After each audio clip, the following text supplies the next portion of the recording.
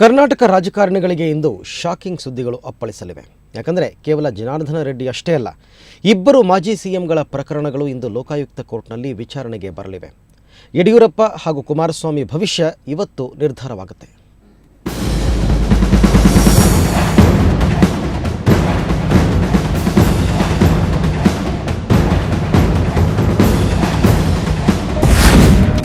ಬೇಲ ಇಲ್ಲ ಜೈಲ.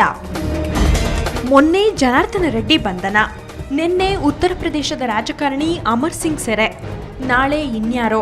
ಈ ಪ್ರಶ್ನೆ ಬಿಜೆಪಿ ಮತ್ತು ಜೆಡಿಎಸ್ ದಂಡನಾಯಕರ ಎದೆಯಲ್ಲಿ ನಡುಕ ಹುಟ್ಟಿಸಿದೆ.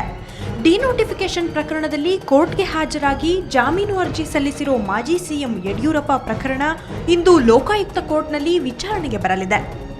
ಕೋರ್ಟ್ ಏನ್ ತೀರ್ಪು ನೀಡುತ್ತೋ ಅನ್ನೋ ಭಯ ಯಡಿಯೂರಪ್ಪ ಕುಟುಂಬದವರನ್ನ ಕಾಡ್ತಿದೆ. ಕುಟುಂಬದವರೆಲ್ಲರೂ ಕೋರ್ಟ್ಗೆ ಹಾಜರಾಗ್ತೀವಿ ಅಂತ ಯಡಿಯೂರಪ್ಪ ಹೇಳಿದ್ದಾರೆ. ಕೋರ್ಟ್ ಇದೆ ನಮಗೆಲ್ಲ, ಸೊ ನಾನು ನಿಶ್ಚಯ ಮಾಡಿದ್ದೀನಿ 11 ಗಂಟೆಗೆ ನಾನು ನಮ್ಮ ಕುಟುಂಬದವರೆಲ್ಲರ ಮೇಲೆ ಏನೇನು ಕಂಪ್ಲೇಂಟ್ಸ್ ಇದೆ ನಾವೆಲ್ಲ ಕೋರ್ಟ್ಗೆ ಹಾಜರಾಗಬೇಕು. 11 ಗಂಟೆಗೆ ನಾನು ಕೋರ್ಟ್ಗೆ ಹಾಜರಾಗ್ತೇನೆ. HDK ಕತೆ ಏನಾಗುತ್ತೋ? ಇನ್ನು ಅನಾರೋಗ್ಯ, ಹೈಕೋರ್ಟ್ನಲ್ಲಿ ನಿರೀಕ್ಷಣಾ ಜಾಮೀನು ಅರ್ಜಿ ವಿಚಾರಣೆ, ಈ ಎರಡೂ ನೆಪಗಳನ್ನು ಲೋಕಾಯುಕ್ತ ಕೋರ್ಟ್ ಮುಂದಿಟ್ಟು 2 ದಿನ ಹಾಜರಾತಿಗೆ ವಿನಾಯಿತಿ ಗಿಟ್ಟಿಸಿದ್ದ ಮಾಜಿ ಸಿಎಂ ಕುಮಾರಸ್ವಾಮಿ ದಂಪತಿ ಕೋರ್ಟ್ಗೆ ಹಾಜರಾಗುವುದು ಅನಿವಾರ್ಯವಾಗಿದೆ. ನಿರೀಕ್ಷಣಾ ಜಾಮೀನು ಅರ್ಜಿ ಸಂಬಂಧ ಹೈಕೋರ್ಟ್ನಿಂದ ಮಧ್ಯಂತರ ತೀರ್ಪು ನಿರೀಕ್ಷಿಸಿದ್ದ ಕುಮಾರಸ್ವಾಮಿಗೆ ಸ್ವಲ್ಪ ಹಿನ್ನಡೆಯಾಗಿದೆ. ನಿರೀಕ್ಷಣಾ ಜಾಮೀನಿಗೆ ಆಕ್ಷೇಪ ಸಲ್ಲಿಕೆ ಮಾಡುವಂತೆ ದೂರುದಾರ ವಿನೋದ್ ಕುಮಾರ್ ಪರ ವಕೀಲರಿಗೆ ಸೂಚಿಸಿದ ಹೈಕೋರ್ಟ್ ವಿಚಾರಣೆಯನ್ನು ಇಂದಿಗೆ ಮುಂದೂಡಿದೆ.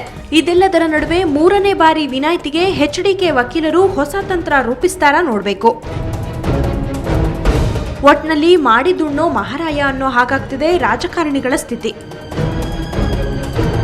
ಕ್ರೈಮ್ ಬ್ಯೂರೋ, ಸುವರ್ಣ ನ್ಯೂಸ್ 24/7.